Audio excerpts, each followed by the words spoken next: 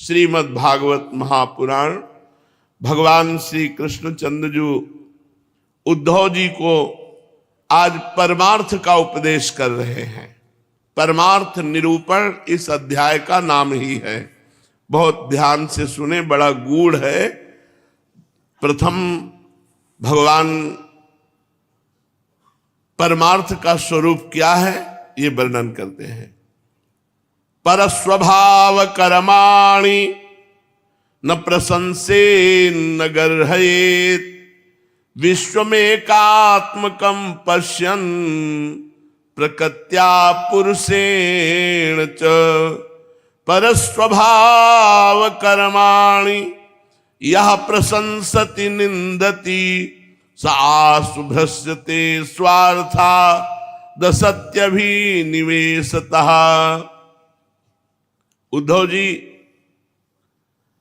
यद्यपि व्यवहार में पुरुष और प्रकृति, दृष्टा और दृश्य के भेद से दो प्रकार का जगत जान पड़ता है, पर परमार्थ दृष्टि से नहीं। व्यवहार दृष्टि में स्त्री पुरुष, ऊंच नीच ये सब दिखाई दे रहा है।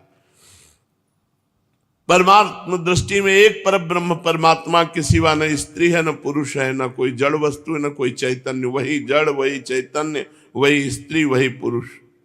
इसलिए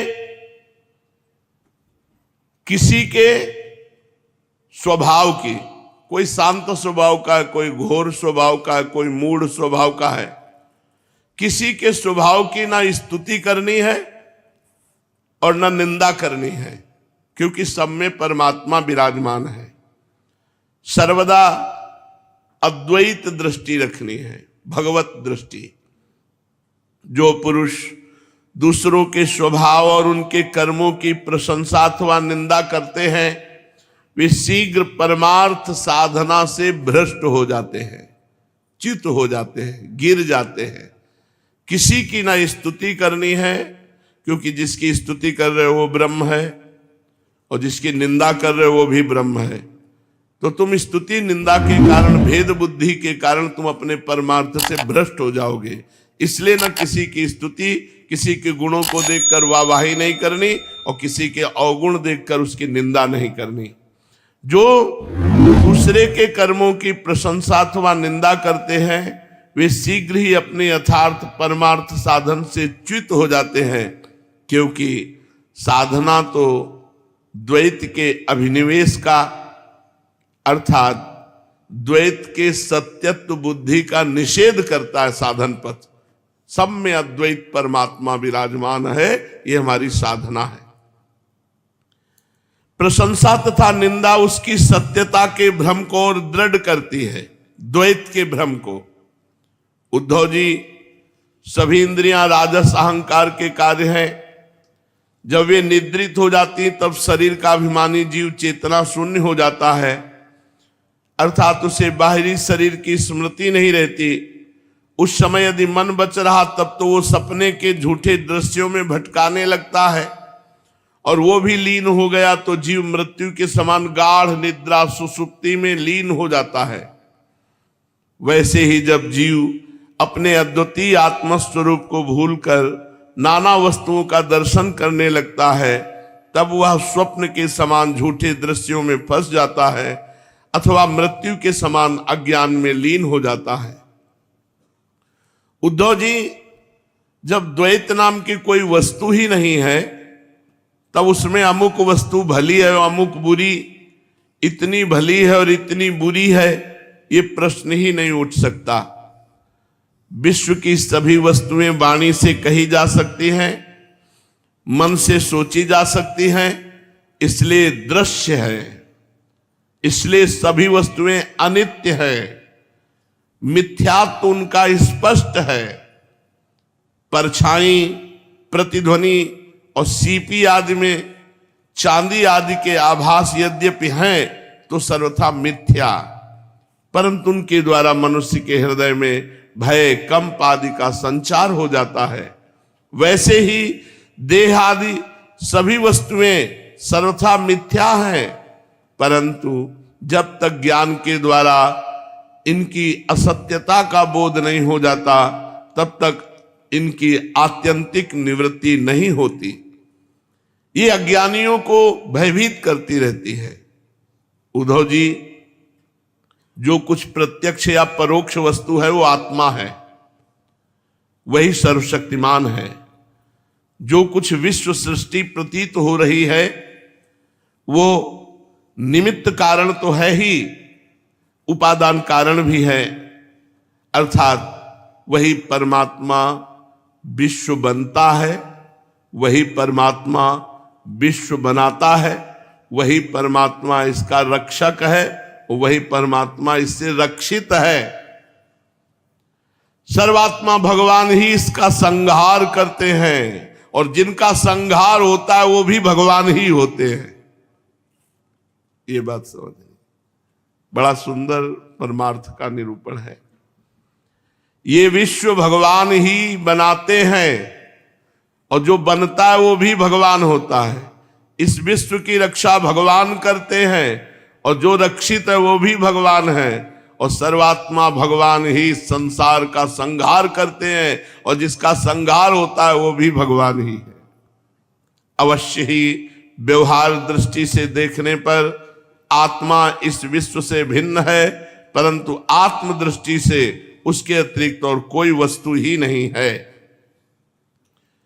उसके अतिरिक्त जो कुछ प्रतीत हो रहा है उसका किसी भी प्रकार निर्वचन नहीं किया जा सकता, और अनिर्वचनीय तो केवल आत्मस्वरूप ही है। इसलिए आत्मा में सृष्टि, स्थिति, संहार अथवा अध्यात्म, अधिदैव, अधिभूत, ये तीन तीन प्रकार की प्रतीतियां सर्वथा निर्मूल ही हैं, ना होने पर भी यूं ही प्रतीत हो रही हैं।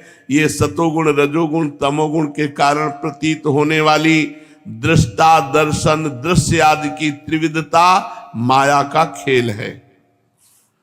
उद्धव जी, तुमसे मैंने ज्ञान और विज्ञान की उत्तम स्थिति का वर्णन किया है। जो पुरुष मेरे इन वचनों का रहस्य जान लेता है वो ना तो किसी की प्रशंसा करता है और ना निंदा। वह जगत में सूर्य के समान समभाव से विचरता रहता है। प्रत्यक्ष, अनुमान, शास्त्र और आत्मानुभूति आदि सभी प्रमाणों से सिद्ध है कि ये जगत उत्पत्ति विनाशशील होने के कारण अनित्य एवं असत्य है। ये बात जान करके परमार्थी को असंग भाव से विचरना चाहिए। उद्धव जी ने पूछा, भगवान, आत्मा है दृष्टा और देह है दृश्य। आत्मा स्वयं प्रकाश है और देह है जड़। ऐसी स्थिति में जन्म मृत्यु रूप संसार ना शरीर को हो सकता है और ना आत्मा को, परंतु इसका होना भी उपलब्ध तभी होता किसे है। आत्मा तो अविनाशी, प्राकृत अप्राकृत गुणों से रहित, शुद्ध स्वयं प्रकाश और सभी प्रकार के आवरणों से रहित है, तथा शरीर विनाशी, सगुण, अशुद्ध, प्रकाश से और आवृत है। आत्मा अग्नि के समान प्रकाशमान है तो शरीर काठ की तरह अचेतन है। फिर ये जन्म मृत्यु रूप संसार है किसे? भगवान श्री कृष्ण ने कहा, वस्तुतः प्रिय उद्धव, संसार का अस्तित्व नहीं है। तथापि जब तक देह, इंद्रिय और प्राणों के साथ आत्मा की संबंध भ्रांति है तब तक अविवेकी पुरुष को यह सत्य सा स्फुरित होता रहता है।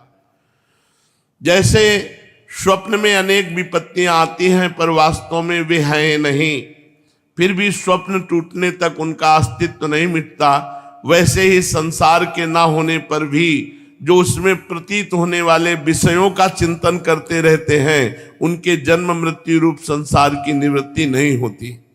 जब मनुष्य स्वप्न देखता रहता है तब नींद टूटने के पहले उसे बड़ी बड़ी विपत्तियों का सामना करना पड़ता है, परंतु जब उसकी नींद टूट जाती है, वो जग पड़ता है, तब ना तो स्वप्न की विपत्तियां रहती हैं और ना उनके कारण होने वाला मोह आदि विकार।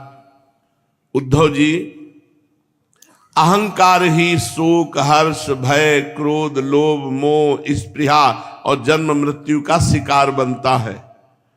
आत्मा से तो इनका कोई संबंध ही नहीं है।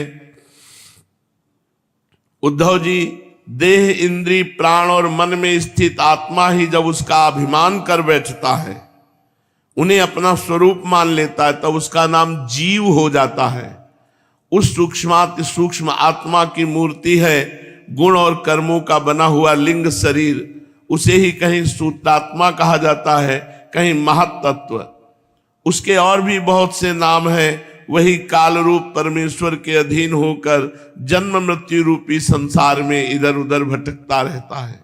वास्तव में मन, वाणी, प्राण और शरीर अहंकार के ही कार्य हैं। ये है तो निर्मूल, परंतु देवता, मनुष्य आदि अनेक रूपों में इसकी प्रतीति होती है। मननशील पुरुष उपासना की शान पर चढ़ाकर ज्ञान की तलवार को अत्यंत तीखी बना लेता है और उसके द्वारा देहाभिमान का, अहंकार का मूलोच्छेद करके पृथ्वी में निर्द्वंद होकर विचरता है। फिर उसमें किसी प्रकार की आशा तृष्णा नहीं रहती। आत्मा और अनात्मा के स्वरूप को पृथक पृथक भली भांति समझ लेना ही ज्ञान है, क्योंकि विवेक होते ही द्वैत का अस्तित्व मिट जाता है। उसका साधन है तपस्या के द्वारा हृदय को शुद्ध करके वेदादि शास्त्रों का श्रवण करना। इसके अतिरिक्त श्रवणानुकूल युक्तियां, महापुरुषों के उपदेश, इन दोनों से अविरुद्ध स्वानुभूति भी प्रमाण है। सबका सार यही निकलता है कि संसार के आदि में जो था तथा अंत में जो रहेगा, जो इसका मूल कारण और प्रकाशक है, वही अद्वितीय उपाधि शून्य परमात्मा बीच में भी है। उसके अतिरिक्त और कोई वस्तु नहीं है। उद्धव जी, सोने से कंगन, कुंडल आदि बहुत से आभूषण बनते हैं, परंतु जब वे गहने नहीं बने थे तब भी सोना था, और जब नहीं रहेंगे तब भी सोना रहेगा। इसलिए जब बीच में उसके कंगन, कुंडल आदि अनेकों नाम रखकर व्यवहार करते हैं तब भी वो सोना ही है। ठीक ऐसे ही जगत का आदि, अंत और मध्य मैं ही हूं। आदि में मैं था, अंत में मैं हूं, तो बीच में भी मैं ही मैं हूं। वास्तव में मैं ही सत्य तत्व हूं। भाई उद्धव, मन की 3 अवस्थाएं होती, जागृत, स्वप्न और सुषुप्ति। इन अवस्थाओं के कारण 3 ही गुण हैं, सतोगुण, रजोगुण, तमोगुण। और जगत के 3 भेद हैं, अध्यात्म, इंद्रियां, अधिभूत, पृथ्वी आदि, और अधिदैव, कर्ता। ये सभी त्रिविधताएं जिसकी सत्ता से सत्य के समान प्रतीत होती हैं, और समाधि आदि में त्रिविधता न रहने पर भी जिसकी सत्ता बनी रहती है, वह तुरीय तत्व इन तीनों से परे और इनमें अनुगत चौथा ब्रह्म तत्व ही सत्य है, जो उत्पत्ति से पहले नहीं था, प्रलय के पश्चात भी नहीं रहेगा। ऐसा समझना चाहिए कि बीच में वो भास रहा है, वो है नहीं, केवल कल्पना मात्र है, नाम मात्र ही है। ये निश्चित सत्य है कि जो पदार्थ जिससे बनता है और जिसके द्वारा प्रकाशित होता है, वही उसका वास्तविक स्वरूप, वही उसकी परमार्थ सत्ता है। ये मेरा दृढ़ निश्चय है। ये जो विकारमयी राजस सृष्टि है, ये ना होने पर भी दिख रही है। यह स्वयं प्रकाश ब्रह्म ही है।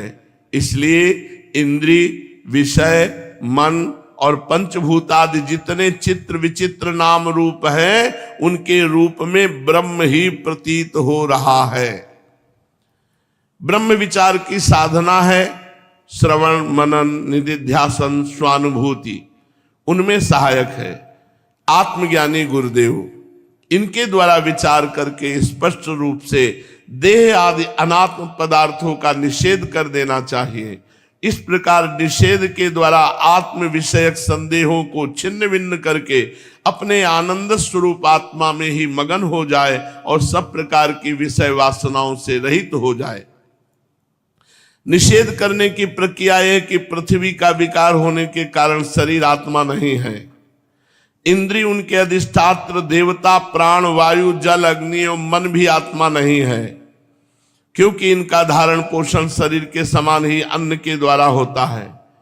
बुद्धि, चित्त, अहंकार, आकाश, पृथ्वी, शब्दादि विषय और गुणों की साम्यावस्था प्रकृति भी आत्मा नहीं है, क्योंकि ये सब के सब दृश्य एवं जड़ है।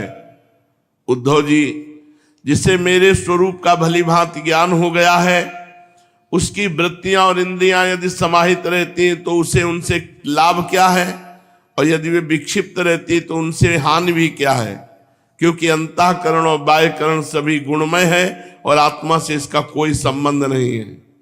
भला आकाश में बादलों के छा जाने अथवा तितर बितर हो जाने से सूर्य का क्या बनता बिगड़ता है। जैसे वायु आकाश को सुखा नहीं सकती, आग जला नहीं सकती, जल भिगो नहीं सकता, धूल धुएं मटमैला नहीं कर सकते, और ऋतुओं के गुण गर्मी सर्दी आदि से प्रभावित नहीं कर सकते, क्योंकि ये सब आने जाने वाले क्षणिक भाव हैं, और आकाश इन सब का एक रस अधिष्ठान है। वैसे ही सतोगुण रजोगुण तमोगुण की वृत्तियां तथा कर्म अविनाशी आत्मा का स्पर्श नहीं कर पाते, वे तो इनसे सर्वथा परे हैं। इनके द्वारा तो केवल संसार में भटकता है वही जो इनमें अहंकार कर बैठता है। उद्धव जी, ऐसा होने पर भी तब तक इन माया निर्मित गुणों और उनके कार्यों का संग सर्वथा त्याग देना चाहिए, जब तक मेरे सुदृढ़ भक्ति योग के द्वारा मन का रजोगुण रूप मल एकदम निकल न जाए। उद्धव जी, जैसे भली भांति चिकित्सा न करने पर रोग का समूल नाश नहीं होता, वो बार बार उभर कर मनुष्य को सताया करता है, वैसे ही जिस मन की वासनाएं और कर्मों के संस्कार मिट नहीं गए हैं, जो स्त्री पुत्र आदि में आसक्त है, वो बार बार अधूरे योगी को बेधता रहता है और उसे कई बार योग भ्रष्ट भी कर देता है। जब कोई योग मार्ग में चलता है, भगवत मार्ग में, तो देवता लोग प्रेरित करते हैं। शिष्य और पुत्र आदि के द्वारा किए हुए विघ्नों से यदि कदाचित अधूरा योगी मार्गच्युत हो जाए, तो भी वो अपने पूर्वाभ्यास के कारण पुनः योगाभ्यास में ही लग जाता है, कर्म आदि में उसकी प्रवृत्ति नहीं होती। उद्धव जी, शिष्यों के द्वारा भी भ्रष्ट होता है। मान लो शिष्य पापाचारी हैं तो गुरु को भोगना पड़ेगा, इसीलिए बहुत सोच समझ के शिष्य बनाए जाते थे। देवताओं के द्वारा प्रेरित शिष्य और पुत्र आदि के द्वारा किए हुए विघ्नों से यदि कदाचित अधूरा योगी मार्ग भ्रष्ट हो जाए, तो भी वहां फंसेगा नहीं, वो पूर्वाभ्यास के कारण पुनः योगाभ्यास में लग जाएगा और कर्म आदि में उसकी प्रवृत्ति नहीं होगी। उद्धव जी, जीव संस्कार आदि से प्रेरित होकर जन्म से लेकर मृत्यु पर्यंत कर्म में ही लगा रहता है।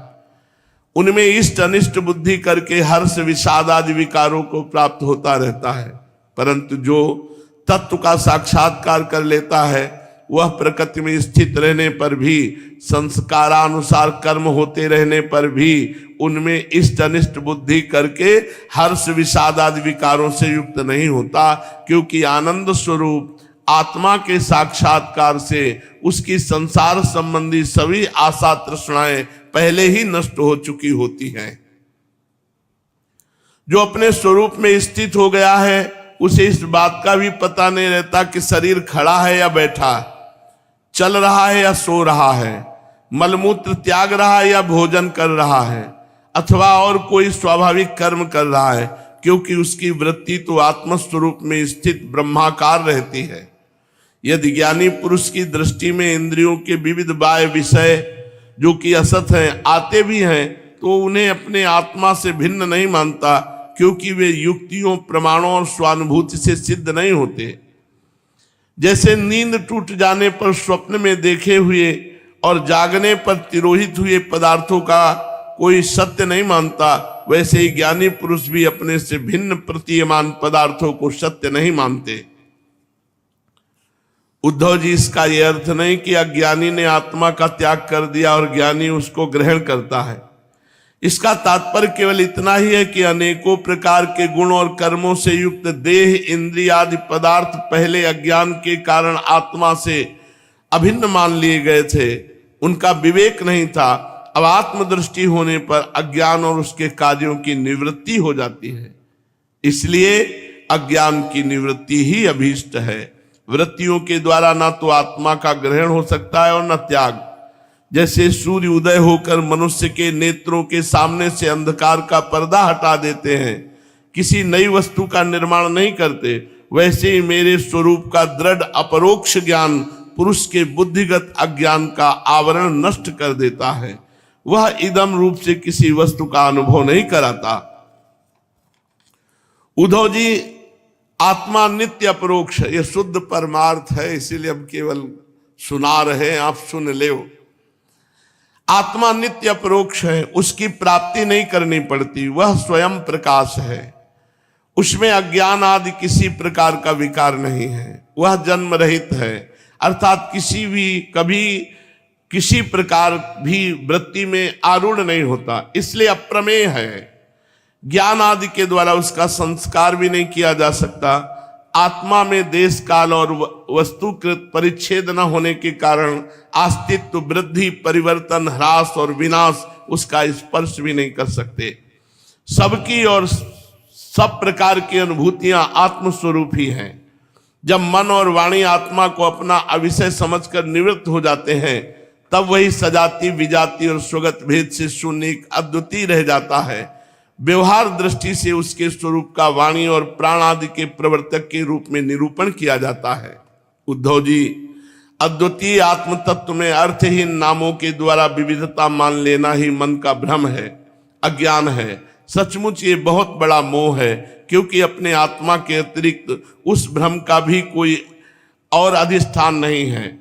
अधिष्ठान सत्ता में अध्यस्त की सत्ता है ही नहीं, इसलिए सब कुछ आत्मा ही है।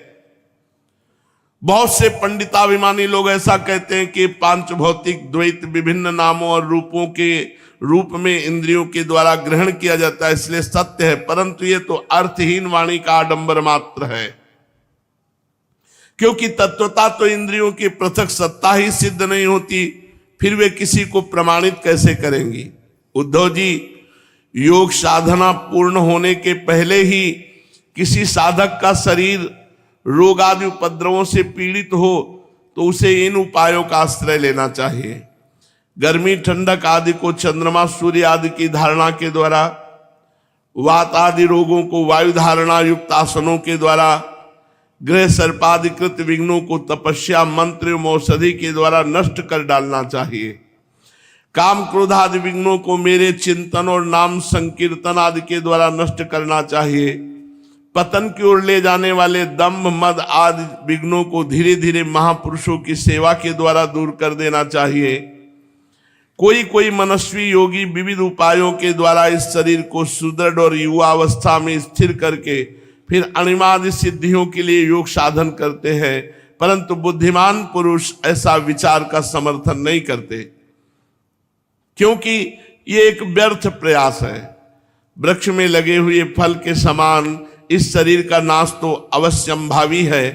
यदि कदाचित बहुत दिनों तक निरंतर और आदर पूर्वक योग साधना करते रहने पर शरीर सुदृढ़ भी हो जाए, तब भी बुद्धिमान पुरुष को अपनी साधना छोड़कर उतने में ही संतोष नहीं कर लेना चाहिए। उसे तो सर्वदा मेरी प्राप्ति के लिए ही संलग्न रहना चाहिए।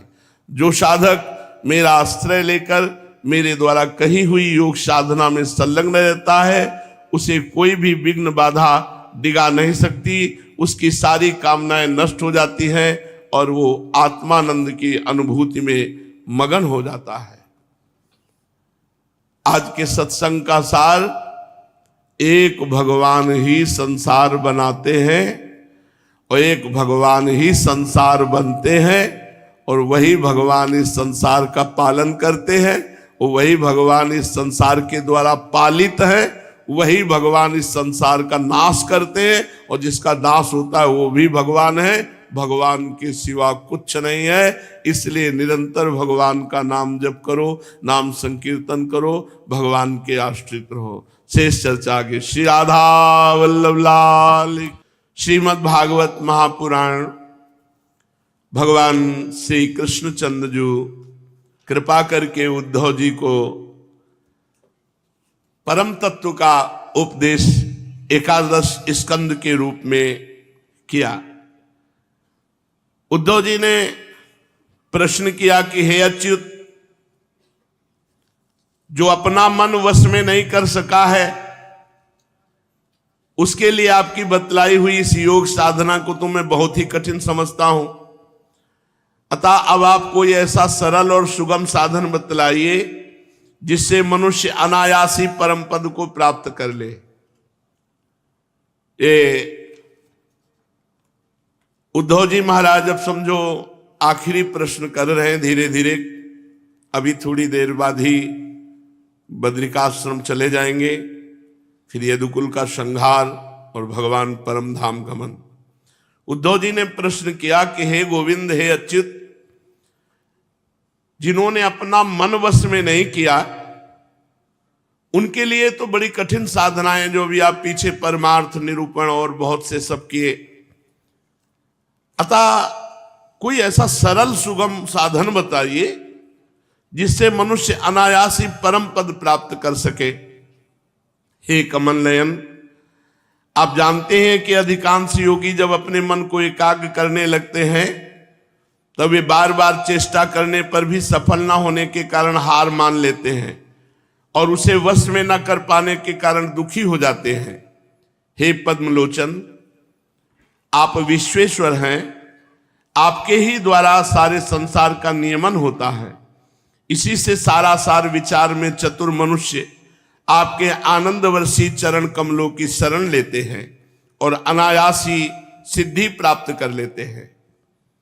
जो आपके चरणों की शरण लेते हैं, आपकी माया उनका कुछ भी नहीं बिगाड़ सकती, क्योंकि उन्हें योग साधना और कर्मानुष्ठान का अभिमान नहीं होता।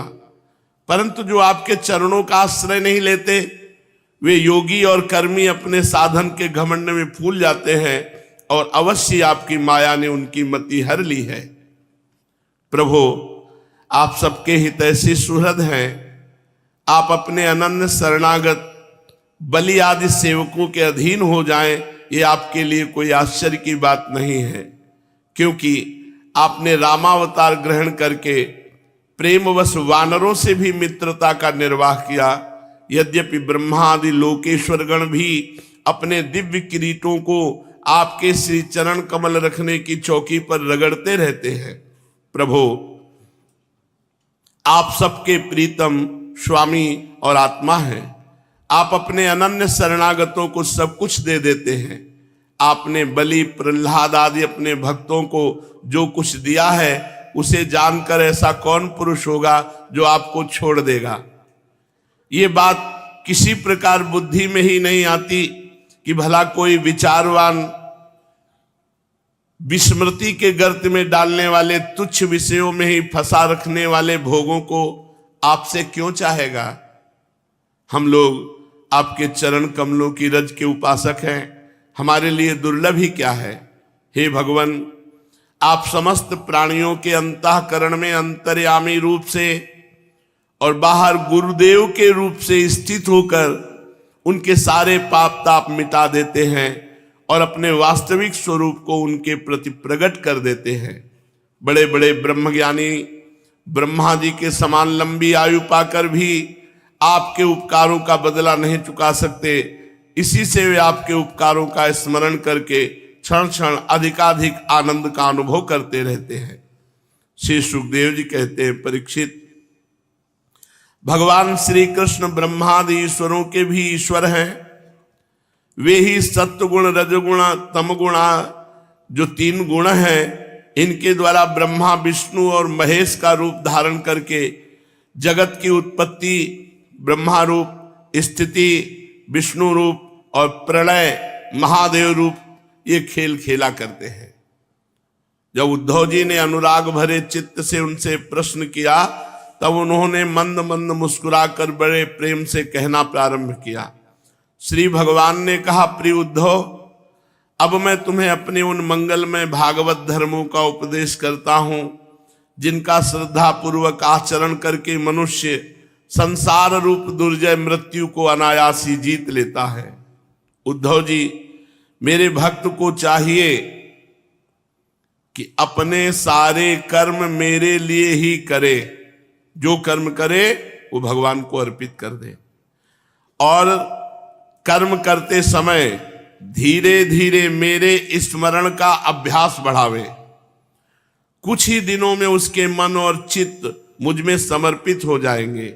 उसके मन और आत्मा मेरे ही धर्मों में रम जाएंगे। मेरे भक्त साधुजन जिन पवित्र स्थानों में निवास करते हैं उन्हीं में रहे। देवता, असुर अथवा मनुष्यों में जो मेरे अनन्य भक्त हों उनके आचरणों का अनुसरण करें। पर्व के अवसरों पर सबके साथ मिलकर अथवा अकेला ही नृत्य करे, गान करे, वाद्य बजावे, महाराजोचित ठाट बाट से मेरी यात्रा आदि के महोत्सव करे। शुद्धांतःकरण पुरुष आकाश के समान बाहर और भीतर परिपूर्ण एवं आवरण शून्य मुझ परमात्मा को ही समस्त प्राणियों और अपने हृदय में स्थित देखे। निर्मल बुद्धि उद्धव जी, जो साधक केवल इस ज्ञान दृष्टि का आश्रय लेकर संपूर्ण प्राणियों और पदार्थों में मेरा दर्शन करता है, उन्हें मेरा ही रूप मानकर सत्कार करता है तथा ब्राह्मण और चांडाल, चोर और ब्राह्मण भक्त, सूर्य और चिंगारी, कृपालु और क्रूर में समान दृष्टि रखता है, उसे सच्चा ज्ञानी समझना चाहिए। जो ब्राह्मण में, चांडाल में, चोर में, ब्राह्मण भक्त में, सूर्य में, चिंगारी में, कृपालु में, क्रूर में एक ही परमात्मा देखता है, वही सच्चा ज्ञानी है। जब निरंतर सभी नर नारियों में मेरी ही भावना की जाती है, तब थोड़े ही दिनों में साधक के चित्त से स्पर्धा, ईर्ष्या, तिरस्कार और अहंकार आदि दोष दूर हो जाते हैं। अपने ही लोग यदि हंसी करें तो करने दें, उनकी परवाह न करें। मैं अच्छा हूं, वो बुरा है, ऐसी देह दृष्टि को और लोक लज्जा को छोड़ दे और कुत्ते, चांडाल, गौ और गधे को भी पृथ्वी पर गिरकर साष्टांग दंडवत प्रणाम करें। जब तक समस्त प्राणियों में मेरी भावना न होने लगे, तब तक इस प्रकार से मन, वाणी और शरीर के सभी संकल्पों और कर्मों द्वारा मेरी उपासना करता रहे। उद्धव जी, जब इस प्रकार सर्वत्र आत्मबुद्धि, ब्रह्म बुद्धि का अभ्यास किया जाता है, तब थोड़े ही दिनों में उसे ज्ञान प्राप्त होकर सब कुछ ब्रह्म स्वरूप दिखने लगता है। ऐसी दृष्टि हो जाने पर सारे संशय, संदेह अपने आप निवृत्त हो जाते हैं और वह सब कहीं मेरा साक्षात्कार करके संसार दृष्टि से उपराम हो जाता है। भगवान ने 2 साधन बताए। भगवान का स्मरण करते हुए जो भी कर्म करो वो भगवान को अर्पित कर दो, इससे भगवत प्राप्ति हो जाएगी।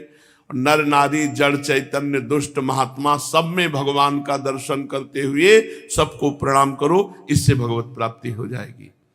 मेरी प्राप्ति के जितने साधन हैं, उनमें मैं तो सबसे श्रेष्ठ साधन यही समझता हूं कि समस्त प्राणियों और पदार्थों में मन, वाणी और शरीर की समस्त वृत्तियों से केवल मेरी भावना की जाए। सब में भगवान है, सब में भगवान है। उद्धव जी, ये मेरा अपना भागवत धर्म है। इसको एक बार आरंभ कर देने पर फिर किसी प्रकार के विघ्न बाधा से इसमें रत्ती भर भी अंतर नहीं पड़ता, क्योंकि ये धर्म निष्काम है और स्वयं मैंने ही इसे निर्गुण होने के कारण सर्वोत्तम निश्चय किया है। भागवत धर्म में किसी प्रकार की त्रुटि पड़नी तो दूर रही, यदि इस धर्म का साधक भय, शोक आदि के अवसर पर होने वाली भावना और रोने, पीटने, भागने जैसे निरर्थक कर्म भी निष्काम भाव से मुझे समर्पित कर दे, तो वे भी मेरी प्रसन्नता के कारण धर्म बन जाते हैं। सब कम यत करोषि। विवेकियों के विवेक और चतुरों की चतुराई की पराकाष्ठा इसी में है कि वे इस विनाशी और असत्य शरीर के द्वारा मुझ अविनाशी एवं सत्य तत्व को प्राप्त कर ले। उद्धव जी, इस संपूर्ण ब्रह्म विद्या का रहस्य मैंने संक्षेप और विस्तार में तुम्हें सुना दिया। इस रहस्य को समझना मनुष्यों की तो कौन कहे, देवताओं के लिए भी अत्यंत कठिन है। मैंने जिस सुस्पष्ट और युक्तियुक्त ज्ञान का वर्णन बार बार किया है, उसके मर्म को जो समझ लेता है, उसके हृदय की संशय ग्रंथियां छिन्न भिन्न हो जाती हैं और वो मुक्त हो जाता है। मैंने तुम्हारे प्रश्न का भली भांति खुलासा कर दिया। जो पुरुष हमारे प्रश्नोत्तर को विचार पूर्वक धारण करेगा, वह वेदों के भी परम रहस्य सनातन पर ब्रह्म को प्राप्त कर लेगा। जो पुरुष मेरे भक्तों को इसे भली भांति स्पष्ट करके समझाएगा, उस ज्ञानदाता को मैं प्रसन्न मन से अपना स्वरूप तक दे डालूंगा और उसे आत्मज्ञान करा दूंगा। उद्धव जी, ये तुम्हारा और मेरा संवाद स्वयं तो परम पवित्र है ही, दूसरों को भी पवित्र करने वाला है। जो प्रतिदिन इसका पाठ करेगा और दूसरों को सुनाएगा, वह इस ज्ञान दीप के द्वारा दूसरों को मेरा दर्शन कराने के कारण पवित्र हो जाएगा। जो कोई एकाग्र चित्त से इसे श्रद्धा पूर्वक नित्य सुनेगा उसे मेरी पराभक्ति प्राप्त होगी और वह कर्म बंधन से मुक्त हो जाएगा। हे प्रिय सखे, तुमने भली भांति ब्रह्म का स्वरूप समझ लिया ना, और तुम्हारे चित्त का मोह एवं शोक तो दूर हो गया ना। तुम इसे दांभिक, नास्तिक, सठ, अश्रद्धालु, भक्तिहीन और उद्धत पुरुष को कभी मत देना। जो इन दोषों से रहित हो, ब्राह्मण भक्त हो, प्रेमी हो, साधु स्वभाव हो और जिसका चरित्र पवित्र हो, उसी को ये प्रसंग सुनाना चाहिए। और जो कोई भी हो इस प्रेम भक्ति रखते हो, उन्हें भी इसका उपदेश करना चाहिए। जैसे दिव्य अमृत पान कर लेने पर कुछ भी पीना शेष नहीं रहता, वैसे ही यह जान लेने पर जिज्ञासु के लिए और कुछ भी जानना शेष नहीं रहता। प्यारे उद्धव, मनुष्यों को ज्ञान, कर्म, योग, वाणिज्य और राजदंड आदि से क्रमशः मोक्ष, धर्म, काम और अर्थ रूप फल प्राप्त होते हैं, परंतु तुम्हारे जैसे अनन्य भक्तों के लिए वह चारों प्रकार का फल केवल मैं ही हूं। जिस समय मनुष्य समस्त कर्मों का परित्याग करके मुझे आत्मसमर्पण कर देता है, उस समय वह मेरा विशेष माननीय हो जाता है और मैं उसे उसके जीवत्व से छुड़ाकर अमृत स्वरूप मोक्ष की प्राप्ति करा देता हूं और वह मुझसे मिलकर मेरा स्वरूप हो जाता है। श्री सुखदेव जी कहते हैं, परीक्षित, अब उद्धव जी योग मार्ग का पूरा पूरा उपदेश प्राप्त कर चुके थे। भगवान श्री कृष्ण की बात सुनकर उद्धव जी की आंखों में आंसू उमड़ आए। प्रेम की बाढ़ से गला रुंध गया, चुपचाप हाथ जोड़े रह गए और वाणी से कुछ बोला न गया। उद्धव जी का चित्त प्रेमावेश से विह्वल हो रहा था। उन्होंने धैर्यपूर्वक उसे रोका और अपने को अत्यंत सौभाग्यशाली अनुभव करते हुए सिर रखकर भगवान श्री कृष्ण के चरणों में साष्टांग लौट गए और फिर हाथ जोड़कर ये प्रार्थना की। उद्धव जी ने कहा, प्रभु, आप माया और ब्रह्मादि के भी मूल कारण हैं। मैं मोह के महान अंधकार में भटक रहा था, आपके सत्संग से वो सदा के लिए भाग गया। भला जो अग्नि के पास पहुंच गया, उसके सामने क्या शीत, अंधकार और उसके कारण होने वाला भय ठहर सकता है? भगवान, आपकी मोहिनी माया ने मेरा ज्ञान दीपक छीन लिया था, परंतु आपने कृपा करके वो फिर अपने सेवक को लौटा दिया। आपने मेरे ऊपर महान अनुग्रह की वर्षा की है। ऐसा कौन होगा जो आपके इस कृपा प्रसाद का अनुभव करके भी आपके चरण कमलों की शरण छोड़ दे और किसी दूसरे का सहारा ले?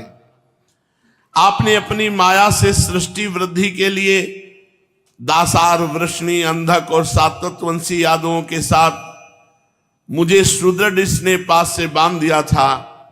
आज आपने आत्मबोध की तीखी तलवार से उस बंधन को अनायास ही काट डाला। हे महायोगेश्वर, मेरा आपको नमस्कार है। अब आप कृपा करके मुझ शरणागत को ऐसी आज्ञा दीजिए जिससे आपके चरण कमलों में मेरी अनन्य भक्ति बनी रहे। भगवान श्री कृष्ण ने कहा, उद्धव जी, अब तुम मेरी आज्ञा से बद्री वन में चले जाओ। बद्री का आश्रम वो मेरा ही आश्रम है। वहां मेरे चरण कमलों के धोवन गंगा जल का स्नान पान के द्वारा सेवन करके तुम पवित्र हो जाओगे। अलकनंदा के दर्शन मात्र से तुम्हारे सारे पाप ताप नष्ट हो जाएंगे।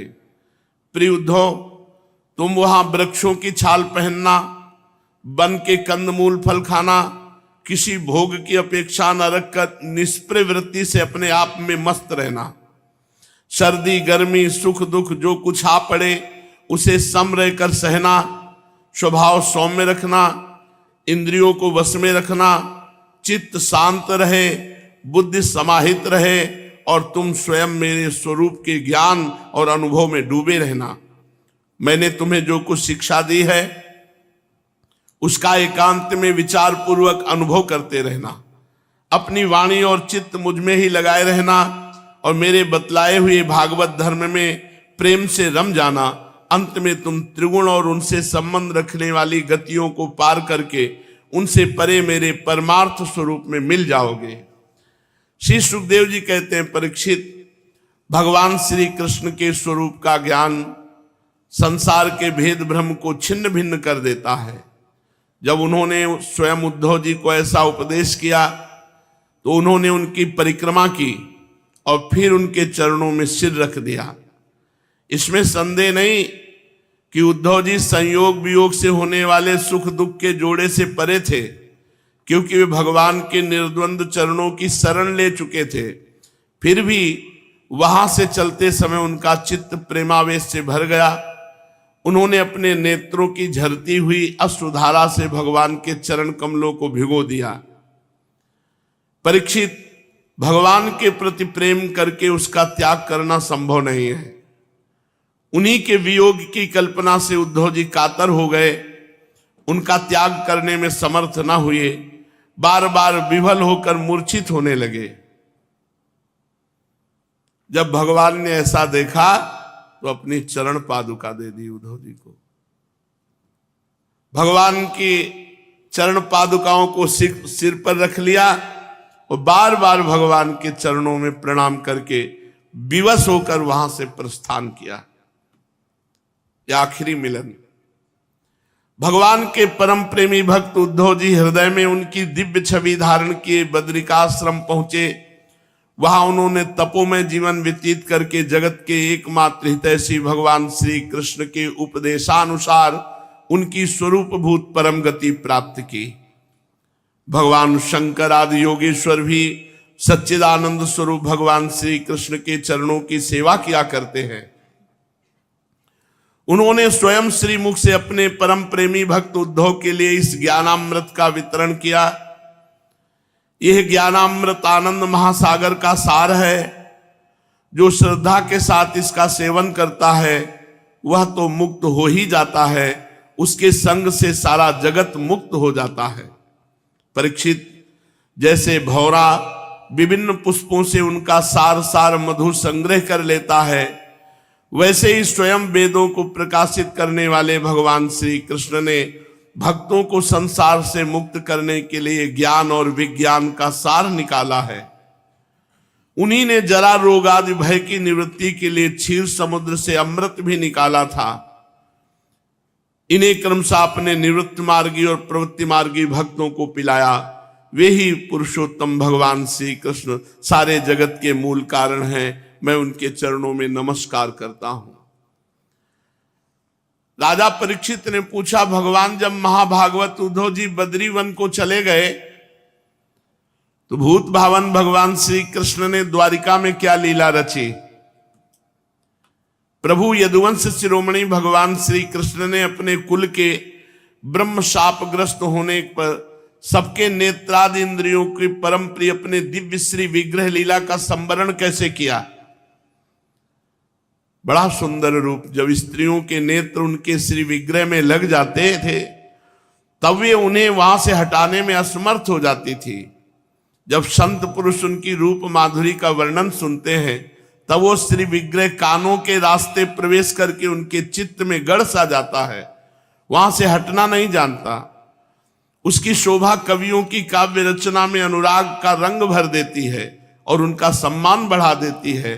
इसके संबंध में तो कहना ही क्या है।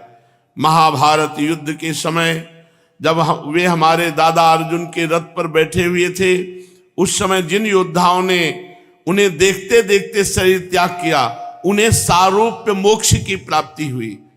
तो भगवान ने अपना ऐसा अद्भुत सी विग्रह रूप कैसे अंतर ध्यान किया? इन प्रश्नों का उत्तर आगे जो आज परीक्षित जी ने प्रश्न किए, श्री सुखदेव जी आगे उत्तर देते हैं। श्री राधा वल्लभ लाल की।